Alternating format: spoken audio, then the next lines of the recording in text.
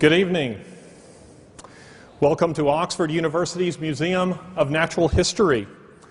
Tonight features a discussion between Professors Richard Dawkins and John Leynicks, both of the University of Oxford. Now, this is not the first time that these two men have met. Indeed, they debated one another last autumn in Birmingham, Alabama.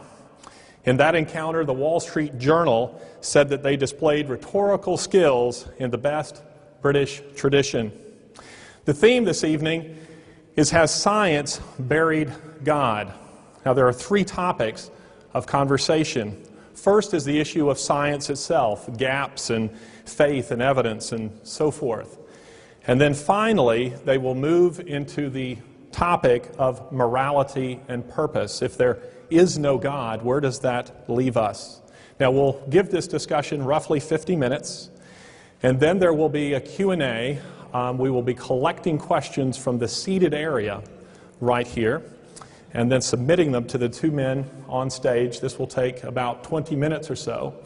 And then we invite the media to withdraw to the lecture room upstairs, where these two gentlemen will meet with you briefly before coming down for a book signing. So this will give those of you here in the audience an opportunity to purchase a book, to queue up, and to meet these men who are on the stage. Now, we do apologize for a lack of seating. You will agree with me, however, that this is a wonderful venue in terms of its beauty and its history. I should also note that there is no unauthorized photography or filming of any kind. And indeed, tonight's event is being filmed, so your presence is an acknowledgement that you understand that and that you are okay with that. We do encourage you to move around the gallery. There are still some places behind us here that you can see and perhaps hear also in the gallery. So do not crowd in these spaces here. We thank the museum. We thank Richard Dawkins and John Leynicks for their willingness to participate. They're both very busy men. Richard has this week his Simone valedictory lecture, which is a very important lecture for him. This takes place on Thursday night at the Oxford Playhouse. Would you like to say a word or two about that? I've been in the Simone professorship for about 12 years. For the last 10 years, I've had an annual lecture by a distinguished scientist, which I have organized, and that is coming to an end this year because I'm giving it myself, no longer distinguished, and that's this Thursday. It'll be my farewell. It will be the 10th of the Simone lectures, and I hope it'll be a grand gala occasion. Unfortunately, it was sold out about 2 months ago, so I don't know why I'm plugging it really, but... Well, that sounds very exciting, and John Leynicks, you have been busy preparing a new edition of your book. That's right. The book's called God's Undertaker, Has Science Buried God?, which is in fact the title of our discussion this evening, and I'm trying to respond to comments people have made and to extend it a little bit. It'll come out with Lion Hudson, I hope, in the new year. Well, very good. Well, gentlemen, we will begin here, but first I want to remind you that we have to stay on schedule, and the T-Rex is actually mechanized. So if you get out of bounds, we do have men who will operate that. So we'll begin with Richard. Richard, the question as we begin is, has science buried God? Well, which God? I mean, we could take Einstein's God, which is not really a personal God at all, but which is a sort of poetic metaphor for the mystery, that which we don't understand about the universe. We could take a deist God, a sort of God of the physicists, a God of somebody like Paul Davies, who devised the laws of physics, God the mathematician, God who put together the cosmos in the first place and then sat back and watched everything happen. And that would be, the deist God would be one that I think it would be, one could make a reasonably respectable case for that, not a case that I would accept, but I think it is a serious discussion that we could have. The third kind of God is one of which there are thousands and thousands of varieties, Zeus and Thor and Apollo and Amun-Ra and Yahweh.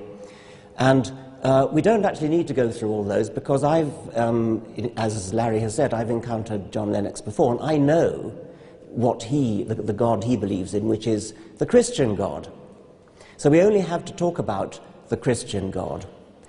John Lennox is a scientist who believes that Jesus turned water into wine. A scientist who believes that Jesus somehow influenced all those molecules of H2O and introduced proteins and carbohydrates and tannins and alcohol and turned it into wine. He believes that Jesus walked on water. I had been accustomed to debating with sophisticated theologians, and I come across John Lennox, who is a scientist who believes in all those things. In particular, he believes that the creator of the universe, the God who devised the laws of physics, the laws of mathematics, the physical constants, who devised the parsecs of space, billions of light years of space, billions of years of time, that this paragon of physical science, this genius of mathematics, couldn't think of a better way to rid the world of sin than to come to this little speck of cosmic dust and have himself tortured and executed so that he could forgive himself. That is profoundly unscientific. Not only is it unscientific, it doesn't do justice to the grandeur of the universe. It's petty and small-minded, and that's the God that John Lennox believes in. Well, Richard, thank you for explaining so clearly, at least in part, what I believe. I'm glad to hear you say that you feel a good case could be made out, that there is rationality behind the universe. You said it's not something you personally accept. So you believe that this universe is just a freak accident. There's no mind behind it. And yet here you are with one of the best minds in the world. So you believe a number of things that I, as a scientist, find very difficult to believe. And we can certainly talk about my specific Christian faith later, but I confess to it absolutely. I think that there is a creator of the universe. He created it, but he's not just a force, he's a person. And we are persons created in his image. And you say that God becoming human and Christ dying on a cross and rising from the dead is petty. I think the exact opposite. It's not petty, because it deals seriously with the fundamental problem that I don't think atheism even begins to deal with, and that is the problem of our alienation with God. Of course, that makes no sense unless we believe in God. So I don't know how we should proceed. Perhaps the best way to start would be this. As a scientist, we both believe in the rational intelligibility of the universe. I believe the universe is rationally intelligible because there's a creator God behind it. Now, how do you account for the rational intelligibility of the universe? Well, John, you said that I believe that the universe is a freak accident, which is the opposite of what you believe. For many years, for many centuries indeed, it seemed perfectly obvious that it couldn't possibly be a freak accident, because you only had to look at living creatures, the sort of magnificent diversity we see in this museum, and everything looks designed. And so it was clearly preposterous to suggest that it was due to any kind of freak accident. Darwin came along and showed that it's not actually a freak accident, but nor is it designed. There's a third way, which in the case of biology is evolution by natural selection, which produces a close imitation of something that is designed. It's not designed. We know that now. We understand how it happened. But it looks very designed. Now, the cosmos hasn't yet had its Darwin. We don't yet know how the laws of physics came into existence, how the physical constants came into existence. And so we can still say, is it a freak accident or was it designed? The analogy with biology might discourage us from being too confident that it's designed, because we had our fingers burned before the 19th century in thinking that biology, which looks so much more obviously designed, that we got our fingers burned there. Now, in the case of the cosmos, freak accident or design, the point that I've made over and over again is that even if we don't understand how it came about, it's not helpful to postulate a creator, because the creator is the very kind of thing that needs an explanation. And although it's difficult enough to explain how a very simple origin of the universe came into being, how matter and energy, how one or two physical constants came into existence, although it's difficult enough to think how simplicity came into existence, it's a hell of a lot harder to think how something as complicated as a god comes into existence, difficult enough to think of how a deist God comes into existence, and even more difficult to think of how a Christian God who actually cares about things like sin and gets himself born of a virgin. Well, there are 3 or 4 different issues there, aren't there? There's the question of what Darwin did and so on and so forth. But of course, as you have yourself admitted, as I understand it, Darwin didn't explain either the origin of life or the origin of the universe. And I would want to start there. You say we don't know how it came to be. But as scientists and cosmologists, physicists, we're studying it, and that very study and your own science assumes that the universe is rationally intelligible. Now, correct me if I'm wrong, but it seems to me that atheism is saying that the thoughts in our minds are in the end only the results of a mindless, unguided process. Now, if that is the case, it seems to me that it's very difficult to see how they could tell us anything that is true about ourselves. I think it was Steven Pinker who said, wasn't it, that evolution has to do with reproductive success and nothing to do with truth.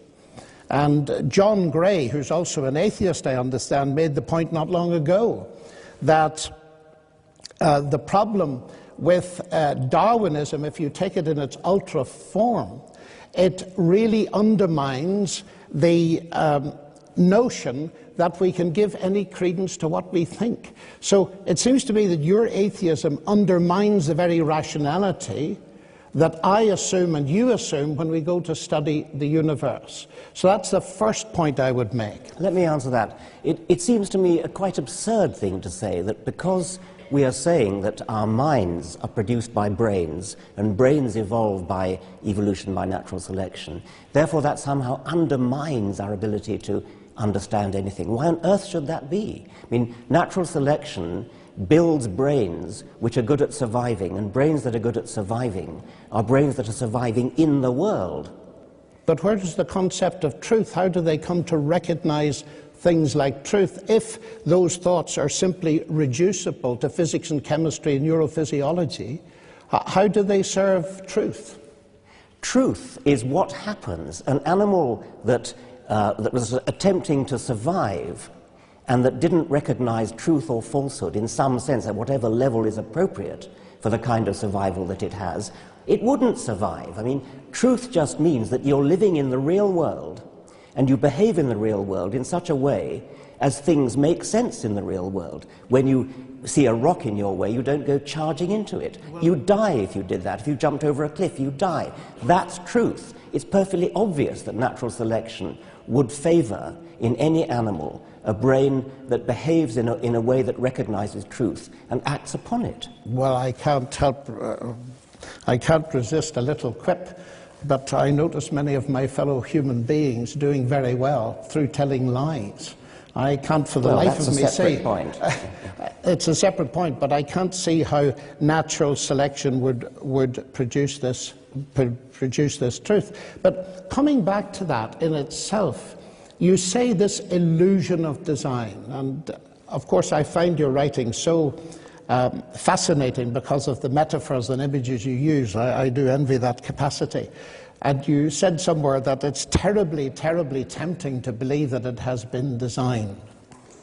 But that Darwin has shown us that this design is an illusion. But I've been very interested in the kind of thing that Simon Conway Morris has been saying recently, that If you take the evolutionary pathways, they're navigating through an informational hyperspace with phenomenal precision. And therefore, there is the impression of design at that level. I mean, if this mechanism that you talk about, which doesn't account for the origin of life at all, but let's leave that aside, if it is so phenomenally clever, then it itself is giving evidence that there's a mind behind it. The whole point of Darwinian natural selection is that it works without design, without foresight, but that's an assumption. No, it's not an assumption. That is exactly how it works. Before Darwin came along, it looked perfectly obvious that even if evolution happened, there must be some guiding force to tell animals or plants how they ought to evolve. Natural selection is a blind force. The things that survive, survive. With hindsight, we can see that the ones that survive are the ones that are good at surviving. They have the genes that make them survive. Simon Conway Morris would not deny that. He's got some kind of, well, actually, I rather share his view of convergent evolution. We both of us are perhaps on the extreme end of Darwinians in that we emphasize the power of natural selection to home in on particular ends. Particularly, if you look around the museum, you'll see animals, marsupial animals from Australia that uncannily resemble non-marsupial animals, and Simon and I are both extremely keen on that. But that's produced by natural selection, as he would say. Natural selection is a mechanical, blind, automatic force. It's not, I can't say it's not guided, but there's no need for it to be guided. The whole point is that it works without guidance. But it could be guided, or do you completely shut that out? I mean, why bother when you've got a perfectly good explanation that doesn't involve guidance? I mean, the why point is, you use words something? like you use words like blind and automatic. This watch is blind and automatic, but it's been designed. The words themselves do not shut out that notion.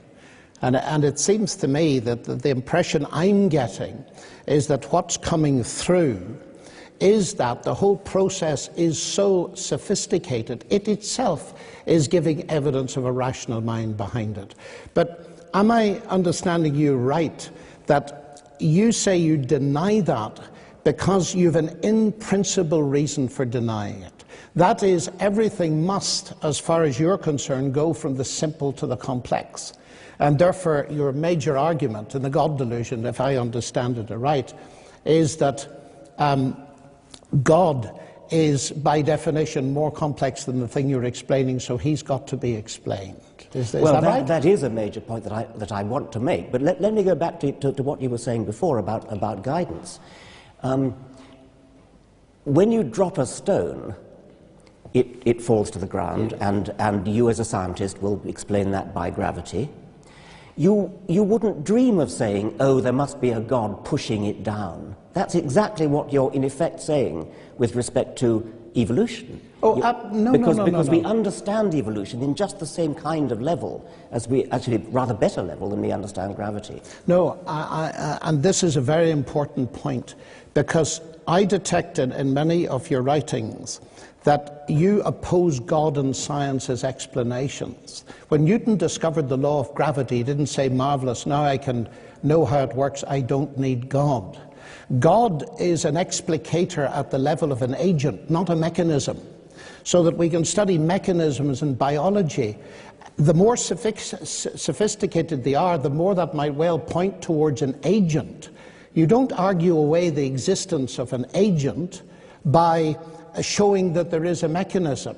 And I don't quite understand how you manage to get, if I understand you right, God and science as alternative explanations. Well, I think you do get rid of an agent if the agent is superfluous to the explanation. That when you're studying something that's happening, there may well be an agent, and it may, if you're watching a car driving along and avoiding obstacles and turning left and turning right, you say there is an agent controlling that car, and certainly there is, there's a driver.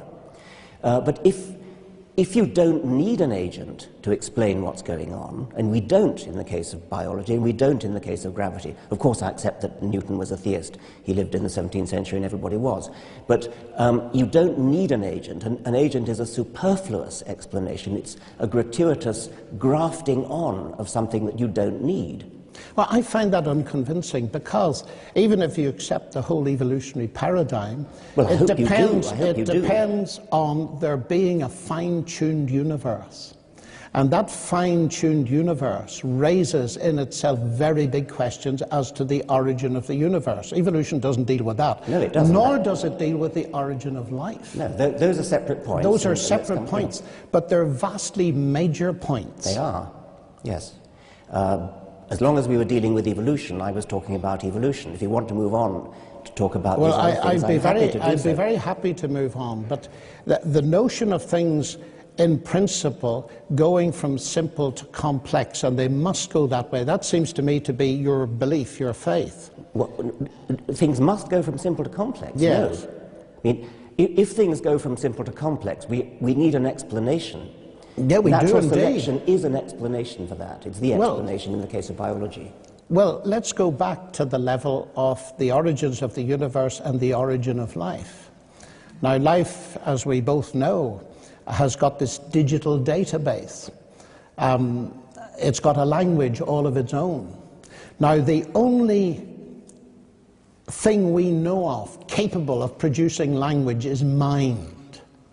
And yet you reject that. By definition, as an atheist, you must reject that. There's no mind behind this language. I do reject it.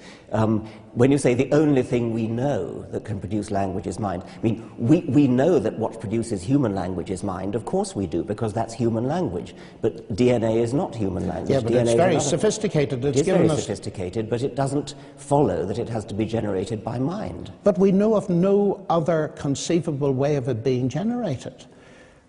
You see, because it seems to me from the mathematical point of view, I think you said this somewhere in a different context, junk in, junk out. Here we have this phenomenally sophisticated information processor, which is the cell. Am I really to believe that that information processing capacity simply came about by the laws of nature and random processes without a mind? Yes. Well, absolutely. I find that impossible to believe as a mathematician. I know you do. This is called the argument from personal incredulity. But I could just reverse that and say your position is the argument from personal credulity. No, that rationality comes from irrationality, that mind comes from matter. To me, the biblical explanation in the beginning was the word, the logos. That makes perfect sense. And it makes sense of the fact that we can do science itself. But you haven't explained where the logos came from in the first place. Well, of course not, because the logos didn't come from anywhere. Well, then, in what sense is it an explanation? Because the notion that you say you have to ask who created the logos, that says that you're thinking of a created God. The whole point about the God revealed in the Bible is that he was not created. He is eternal. He is the eternal logos. And I ask myself, as an inference to the best explanation, which makes more sense? That there's an eternal logos and that the universe, its laws, the capacity for mathematical description and so on, that these things are derivative, including the human mind, from the logos. That makes very much more sense to me as a scientist than it's the other way round, when there is no explanation for the existence of the universe. Do you just believe the universe is a brute fact? The universe is an easier brute fact to accept than a conscious creator. Well, who made it? It's you who insists on asking that question. No, you asked me who made the creator. The universe created you, Richard. Who made it then? A God is a complicated entity which requires a much more sophisticated and difficult explanation than a universe, which is, according to modern physics, a very simple entity. It's a very simple beginning. It's not a negligible beginning, but it's a very simple beginning. That has got to be easier to explain than something as complicated as a God. Yeah, you can't explain the existence of God, but I think you may have missed my question. I'm drawing a parallel.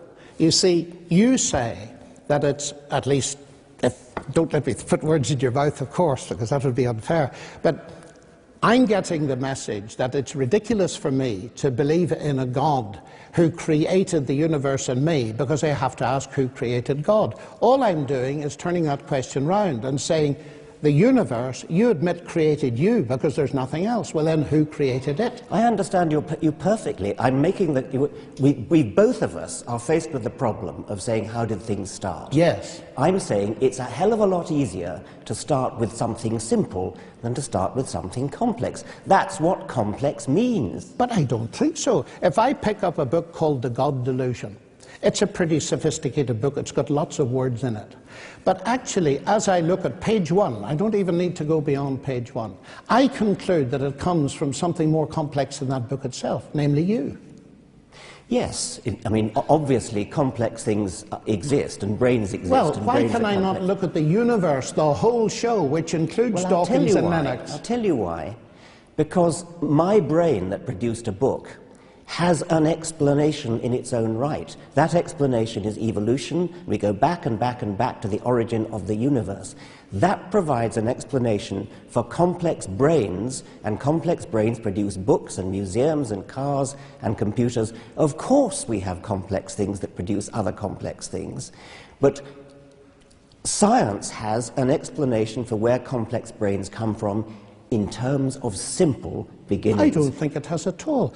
At the level of the origin of life, reading the literature, even the recent literature, the word miracle comes up probably far too often for your liking anyway, that they're just going from, say, the self-organizational properties of low-level molecules that you got in some kind of primeval situation to the phenomenal self-organizational potentialities of macromolecules. There's just no way you can get there. Well, you're asserting that there's no way. We don't yet know what it is because there's a lot of work yet to be done. Science doesn't yet know everything. There are still gaps. Yeah, but I'm not ruling out the fact that there's a physical side to it and so on. But it seems to me that the fact that the basic description of this ancient language, and it's a very ancient language of DNA, points much more arguably to the existence of a logos, a divine logos who started it, than the notion that it's going to be exhaustively explained in purely naturalistic terms. Because I would still go back to the point I made earlier, although I don't want to harp on it. This extreme reductionism removes from me the very rationality which we use to have the discussion. So that I'm not simply terribly tempted to believe it's all been designed. I believe it's all been designed, but that doesn't, and here's something else that I'd like to bring up in this, that doesn't stop science. I fear sometimes that your dichotomy, either God or science, might put some people off science because they'd prefer God, and that would be a pity. Well, you're hopping around from one topic to another, but so we could do the origin of life, we could do the idea of miracles, the idea that somehow my approach to science puts people off. But, okay, let's do the last one then. When you feel like it, you will smuggle in magic. You will smuggle in magic for miracles in the Bible, you'll smuggle in magic for the origin of life. I can't explain the origin of life at the moment. I mean, nobody can, people are working on it. But you believe that it will have a naturalistic solution? Yes, I think that it is a cowardly cop-out to suggest that just because we don't yet understand something, therefore magic did it.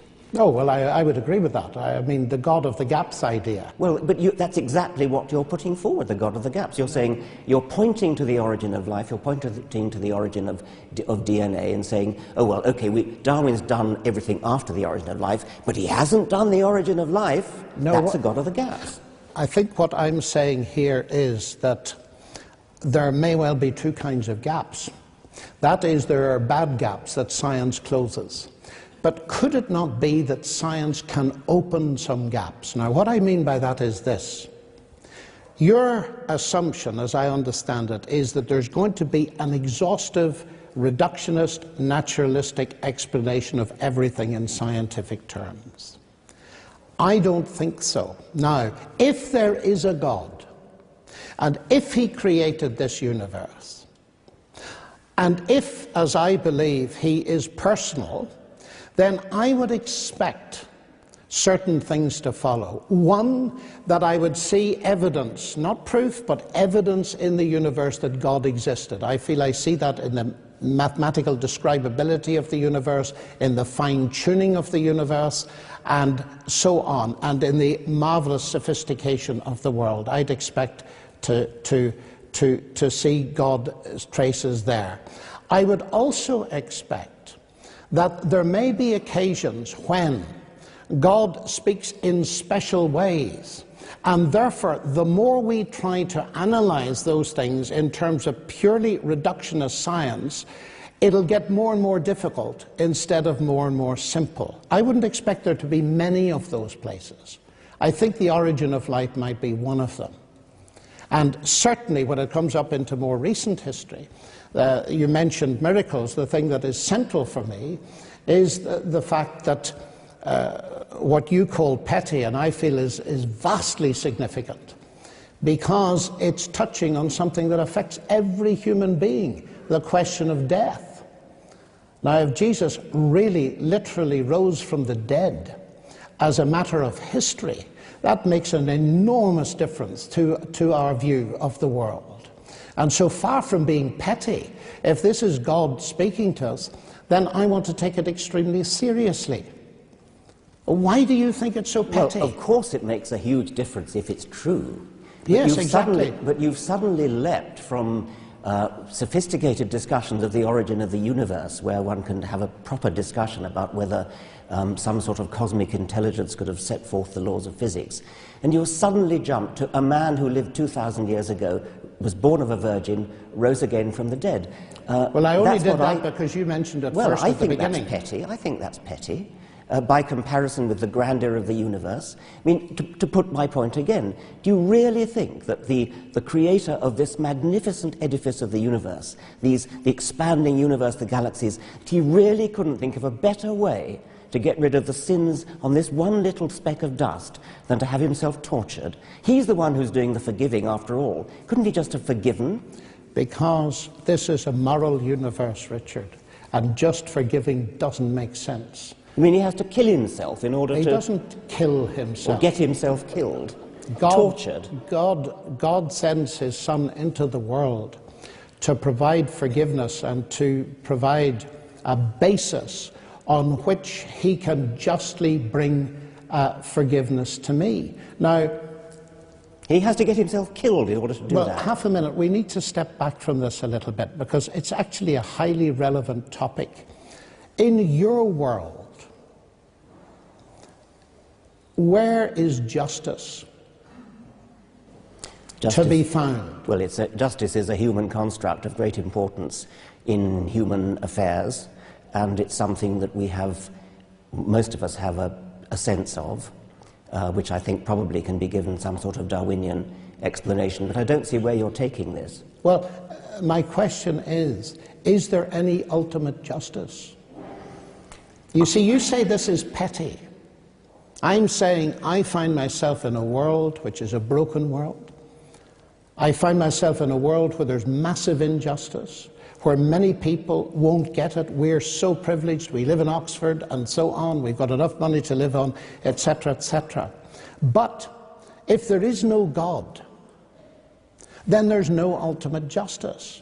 And one of the things that the resurrection transforms for me from pettiness right into center stage is, if this is true, then there's real hope that there'll be a rational evaluation and fair justice at the end of the world. But atheism doesn't give you that. Okay, suppose there is no hope, suppose there is no justice, suppose there is nothing but misery and darkness and bleakness, suppose there is nothing that we would wish for, nothing that we would hope for.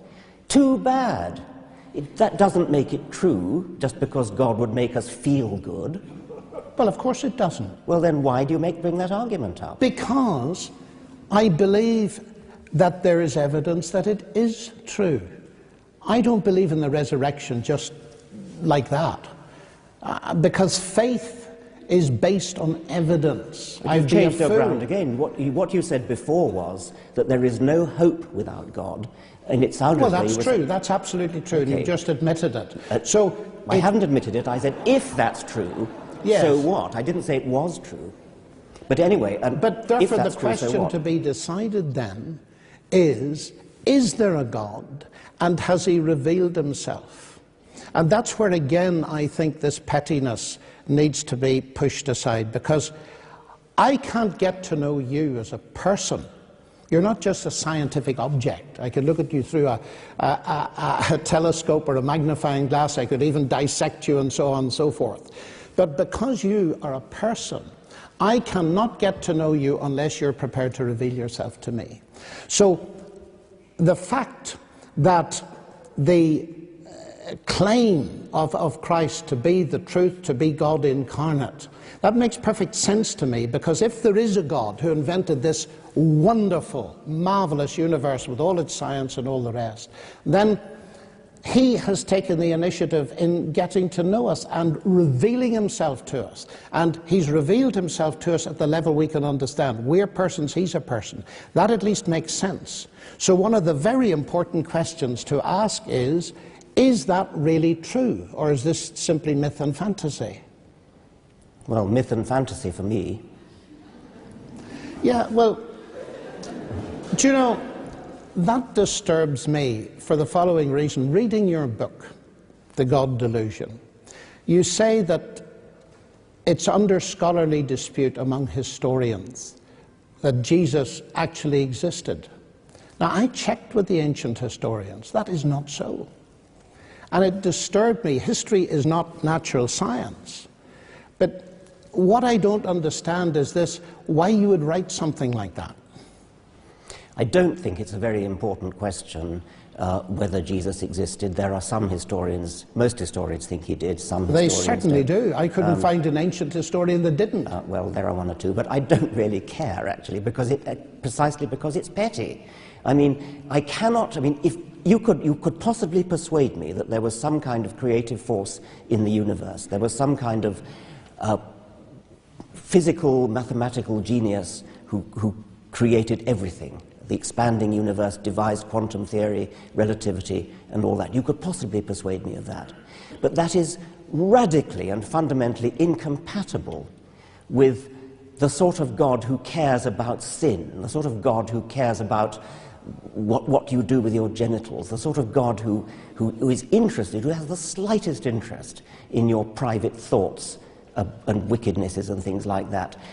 Surely you can see that a God who's grand enough to make the universe is not going to give a tuppenny cuss about what you're thinking about and your sins and things like that. So you think that morality is not important? Of course I don't think morality is not important. I'm a human being. Sounds like you're saying it isn't important. I'm a human being, and I live in a society of human beings, and within a society of human beings, morality is of course important. But we are one of billions of planets on a huge scale. And a cosmic God who bothers about this kind of human scale is not the kind of God that is compatible with a scientific view of the universe. It's a medieval view. But do you think that size is the measure of importance? Incidentally, on a logarithmic scale, you're about halfway between the atom and the universe. So if God thinks in terms of logarithms, your point falls, I think. I mean, this is in a sense an emotional argument we've come into now. And I don't think so at all. If I were going to respect a God, it would be the kind of God the sort of God that Carl Sagan might have worshipped, not the sort of medieval God who fusses about sin, the obsession with sin and righteousness and sort of, I keep coming back to this word petty, and I stand by it. Well, it's an image of God that I find strange in a way. I gather from the BBC today that you're promoting some advert on London buses, which is going to say something like, there probably is no God, so don't worry and enjoy your life. Now, I was very interested in that. Why don't worry? Do you associate the idea of God with worrying? I fought for a better slogan than that. This was something that was devised by a woman on the Guardian, and she wanted to raise money from £5 here, £5 there to put this advertisement on the London buses. I offered to match donations, and I said I'd rather change the slogan from there probably is no God to there almost certainly is no God. And I didn't want to say don't worry and enjoy your life. I wanted to say something like live your life to the full. But it was too late to change it, and I'm since the money has been raised in the first day, something like £23,000 already been raised, and she was only hoping for 5,500. I'm going to get some say in what the next slogan is, and it's not going to say what the present one does. But from where I sit, you see, the thing that my relationship with God is the very thing that stops the worry and gives me the fullness of life. And we're back to the pettiness, because if God is real and has revealed himself, then it's through a relationship with him that we really can enjoy a full life, science included. I find that so unconvincing. Yeah. I think there's something wonderful about standing up and facing up to a universe where we are increasing our understanding, and we throw away childhood obsessions, we throw away the sort of imaginary friend that comforts us when we're children, and we feel the need for some kind of parent figure to turn to. I think when we grow up, we need to cast that aside and stand up tall in the universe. And it's cold, and we're not going to last for it. We're going to die, and we face up to that. And I think that's a nobler way of getting through life than to pin your hopes on childhood illusions. But that all rests on the assumption that there's no God and they're childhood delusions. Yes, well, we have but to I look at could the invert evidence. that. That's a typical Freudian explanation, Yeah. but one's atheism could be exactly that. Yeah. A flight away from the reality that there is a God. So we're back to the question, inevitably. We need the evidence. We need the evidence. And what I'm suggesting to you is that we do have evidence. We have it in science, part of God's revelation. And I believe this building was probably dedicated to the glory of God. No, it wasn't actually. Wasn't it? No. All right. Okay. Rather the reverse. Well, Oxford University, Yeah. where we That's get going our, back a few centuries yes, there. Yeah. The Lord is my light and my illumination is the base of it. And there was that wholeness of life. And it seems to me that by truncating everything and putting it into the science basket, so to speak, that I get the impression that you're not taking history really seriously. Otherwise, you'd interact with it. And I'm trying to get to the basis of why that is so, because you regard what Jesus has done and who he is as petty. And I find the contrast between standing tall in a silent and cold universe with no hope, believing that your moral sense must ultimately be illusion. You're crying for justice because most people will never get it, because death ends everything. The contrast between that and enjoying the friendship, the personal friendship of God, and knowing that ultimate justice will be done, is immense. Well, of but the course basic it is. question Is it true or not? Yeah, that is the basic question. It is completely irrelevant if it's comforting, if it gives you hope, if it gives you happiness. That has nothing to do with whether it's true. That I agree with entirely. So we need to know whether it's true. Yes. Now, when you look at history, and let's leave aside, maybe I alluded to the possibility that some historians think Jesus never existed. I take that back. Jesus existed. However, if you're going to say that Jesus was born of a virgin, that Jesus walked on water, that he turned water into wine, that is palpably anti-scientific. There is no evidence for that.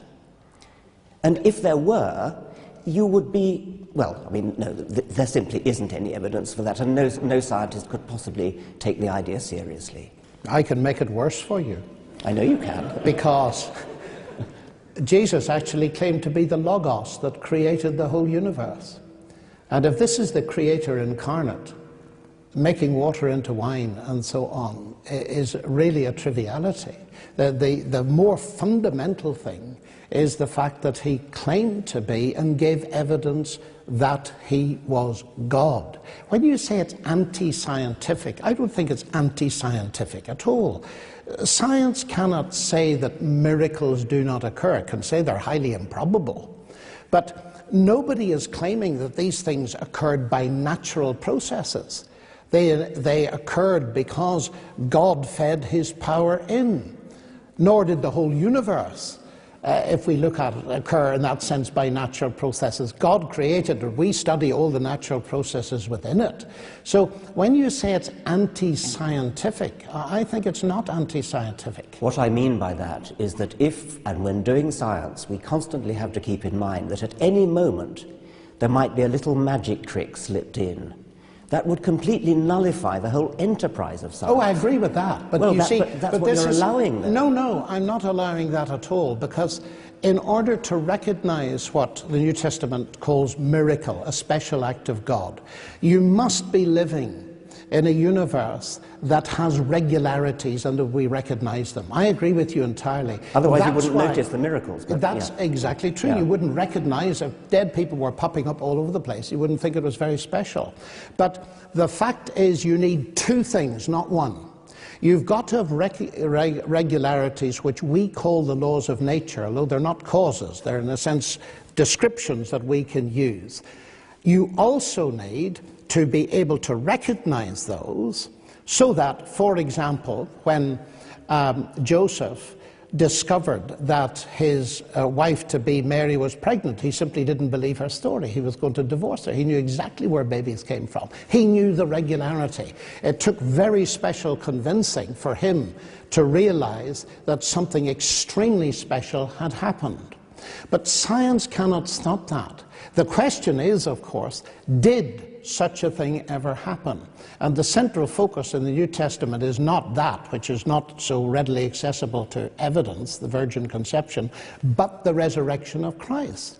And ancient historians, and it's fascinated me recently going over it, ancient historians whose discipline is very venerable, and I'm not talking about Christian ancient historians, ancient historians, many of them, even at the skeptical end of the spectrum, say that the evidence for the resurrection of Christ is very powerful. The explosion of the Christian church from a non-proselytizing group of Jews in the first century, the empty tomb and all the rest of it, has even led Geza Vermesh, who's one of the most distinguished ancient historians in Oxford, to say, yes, this tomb was empty, and hallucinations and this kind of explanation do not wash.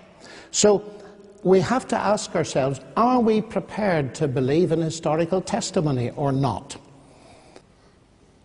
Well, you must talk to different historians than the one I talk to, than the ones I talk to. But in any case, I still come back to the point that you cannot do science if at any time you remember that famous cartoon of you. Oh, I do. And therefore a miracle happens in the middle of the equation. Yes. I mean, that is deeply against the spirit of science, and I don't think I could do science if I thought that at any time something like the resurrection, something like the virgin birth was going to be smuggled in by a godly caprice.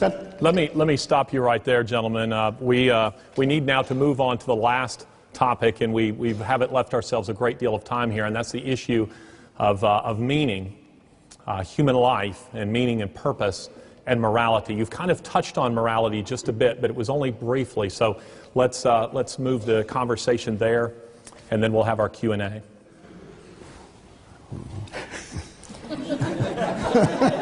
He's brought us to a complete stop, hasn't he? The T-Rex is warming up. Yeah. Well, we have talked a bit about we have morality. talked a bit about meaning too, haven't we, really? Well, meaning is something which obviously scientists like to find, and we like to find meaning in things. We like to understand things. And as I said before, brains are selected to be functional, to work well in the real world. And one of the things that makes them work well from a survival point of view is to find meaning and correct meaning, to interpret the facts of the world in a way which fits in with what's going to happen next, for example. So you don't jump over a cliff because you understand the meaning of jumping over a cliff is that you're going to die. So meaning is something that human brains appreciate, and meaning is something that scientists appreciate in a more sophisticated way. So what is the ultimate meaning of life for you? The ultimate meaning of life depends on what you mean by it, obviously. Each one of us can make an ultimate meaning. Each one of us can have a private meaning, a purpose in our life, what we hope to achieve in our life.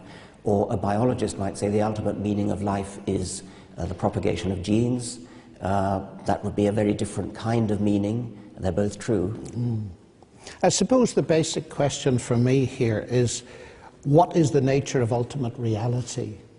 If ultimate reality is simply the universe, in some sense, or multiverse, that's one thing.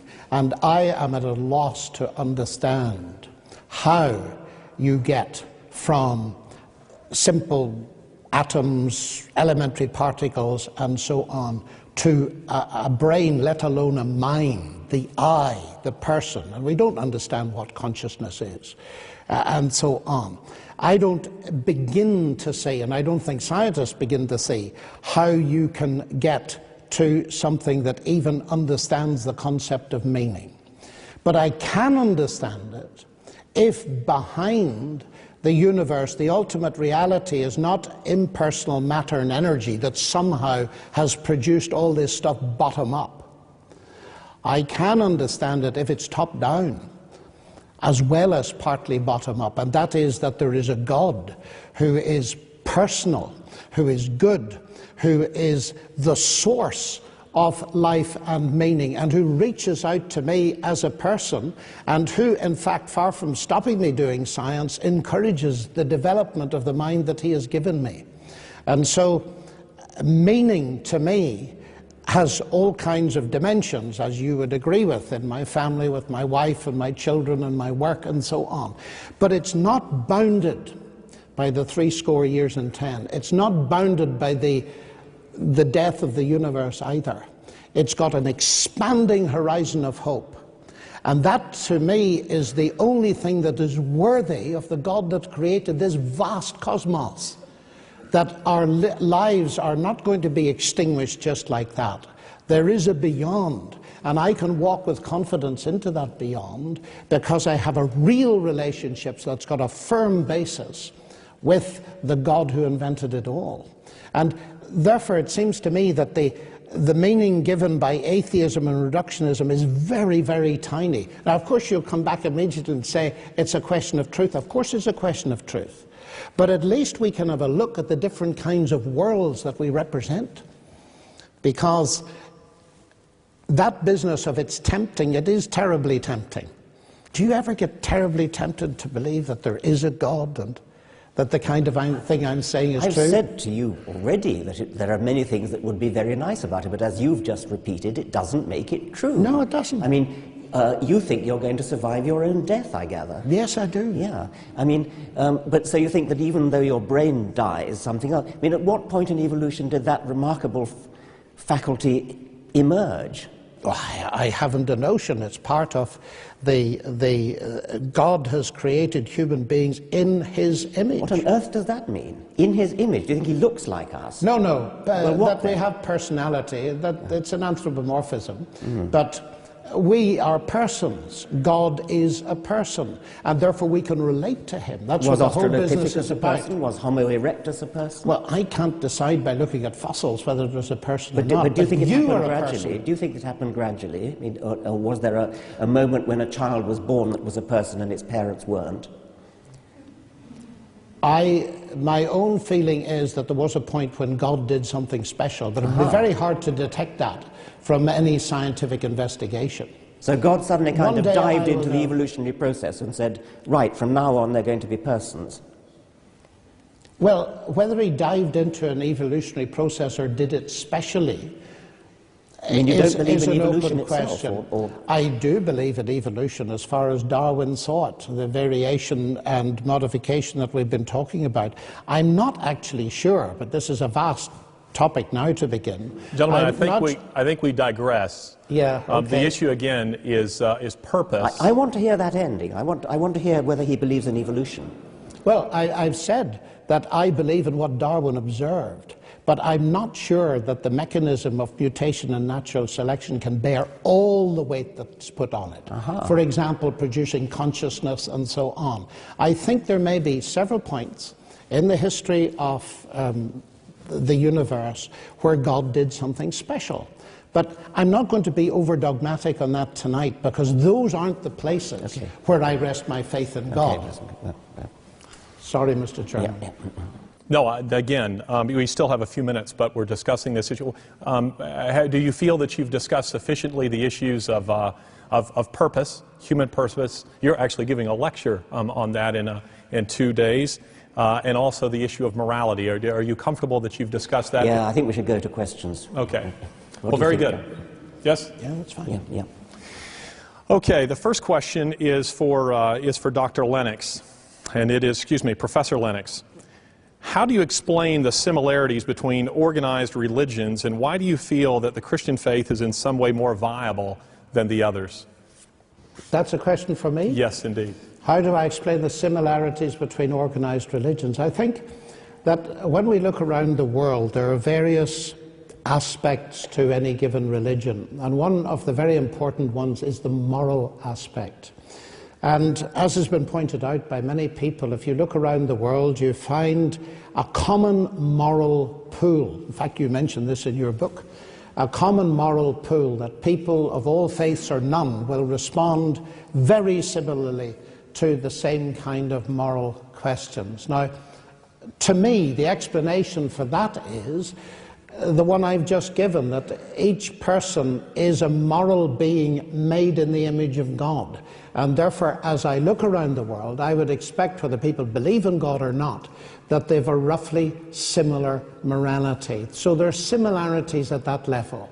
But then you will get very big differences when it comes particularly to the question of the basis for a relationship with God. And that tends to diverge. There are some religions that say that a relationship with God must be based on human merit. And as many probably know, Christianity says the exact opposite, that the relationship with God comes through trusting Christ because of what he did through his cross and resurrection, and is not merit but is a gift. I don't know whether you want me to expand further on that, but that's basically you've got a bit of time. Both of you do. If you what you was can the take second part of the question again? Just what's so special about Christianity? Yes. What distinguishes Christianity? Why do you feel that the Christian faith is in some way more viable than the other religions? I see. Well, I think for me the question is, very aware of Richard sitting here to my right, is whether it's true or not. And Christ claimed to be the way, the truth, and the life, and either that's absurd nonsense or else it's true. Now, I'm convinced it is true. Why is it true? Well, if we take the three great monotheistic religions and their attitude to Christ, we'll find that one of them believes that he died and didn't rise. The other believes that he didn't die, and Christianity believes that he both died and rose again. Now that's something that I feel that we can access by history. The second point is this, and it's probably the most important point. It's that it seems to me in a way that Christianity is not competing with other religions. Let me try and explain that. Because as I understand the New Testament, what Christ offers me is something that no other religion offers me. Many religions offer me a path, a moral path to follow, which may be excellent. But what Christianity offers me is a radical diagnosis, which some people react against. The fact that I find myself disjointed, I find myself, I don't even keep my own standards and so on. And I find also that the relationship with God has been broken, and there is need for repair, there's need for forgiveness. Now, in Christ, in his death and resurrection, I find that there's an adequate basis for forgiveness so that I can be certain of my relationship with God and know it. Now, I don't find that anywhere else. I find wonderful morality and all the rest of it. And I think it's very important that we respect people of other faiths. But if you ask me what makes the difference, that's the central one. There are many others. Okay. To Professor Dawkins, do you think that there is no purpose in religion? No purpose in religion? Well, as I said before, individuals have purposes, and many individuals have purposes that are deeply shot through, sometimes literally, with religion. There are people in the world, very large numbers of people, whose entire life is guided by religion. Everything they do is guided by religion. So the answer, of course, is yes, there are purposes in religion. I think that it is a tragedy that people waste their lives devoting it to such fanciful, imaginary purposes, but I can't deny that they do. Over to Professor Leynicks. If we accept that an omnipotent designer is responsible for our existence, then how do you explain the deficiencies in our design?